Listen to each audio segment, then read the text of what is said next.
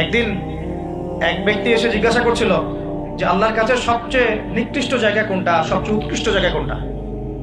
নবী সাল্লাল্লাহু আলাইহি ওয়াসাল্লাম চুপ করে থাকলেন অনেকক্ষণ। তিনি চুপ করে আছেন মানে তার কাছে ওহী নাযিল হচ্ছে।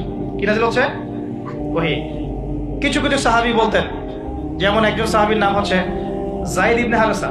তিনি একদিন বলেছিলেন যে একদিন নবী সাল্লাল্লাহু আলাইহি ওয়াসাল্লাম আমার পাশে বসেছিলেন, তার উরু, তার পায়ের এই অংশটা আমার পায়ের উপরে ছিল। হয় না অনেক সময় আমরা বসি না একসাথে মসজিদের মধ্যে, তো এইরকম একটা অবস্থায় আল্লাহর রাসূলের উপর ওহী চলে আসছে। তো সাহাবী বলছেন ওই সময় আমার কাছে মনে হচ্ছিল যে আমার পাটা মনে হয় ভেঙে গুঁড়া হয়ে যাবে। আমার কথা বুঝতে পারছেন না?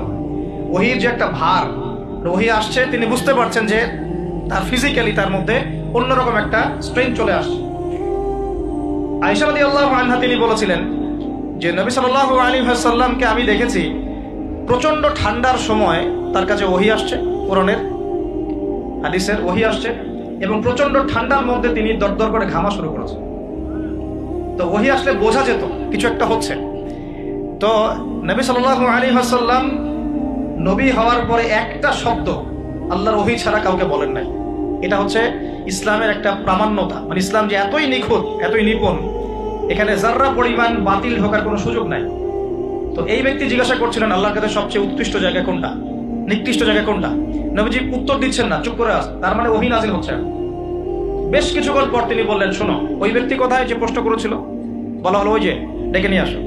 তাকে কাছে ডেকে বলা হচ্ছে, শোনো, আল্লাহর কাছে সবচেয়ে উৎকৃষ্ট জায়গা হচ্ছে মসজিদ।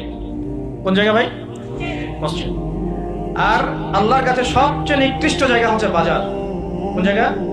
বাজার। যেটা আমাদের এখন বেশি বেশি বাজার, ঘন ঘন বাজার। শেষ জামানায় বাজার ঘন ঘন হবে, কে আমাদের আলামত। বাজার ঘাট হবে খুব ঘন ঘন, বাসা থেকে বের হলেই বাজার। এটা হয় না এখন? এত কিছু চোখে দেখার পরেও মানুষকে বোঝাতে হয় যে হাতে সময় কম। আল্লাহ পাকের গজব একটার পর একটা আসতে আছে, দেখতে পারতেছেন না? সামনে যে বড় সড়ো কোনো বন্যা হয় কিনা আল্লাহ ভালো জানে। বলা হচ্ছে যে একটা জলোচ্ছ্বাসের মানে ঝুঁকির মধ্যে আছে বিশ্বের বহু কান্ট্রি। বিশ্বের বহু কান্ট্রি জলোচ্ছ্বাস, বড় একটা জলোচ্ছ্বাসের হুমকির মধ্যে আছে।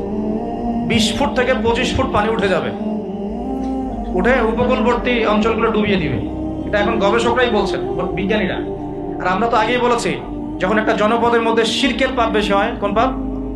শিরকের পাপ। শিরক শুধুমাত্র ওই মূর্তি পূজা করাই শিরক নয়, আপনাদেরকে জানাই দিতে চাই, কবর পূজা করাও শিরক।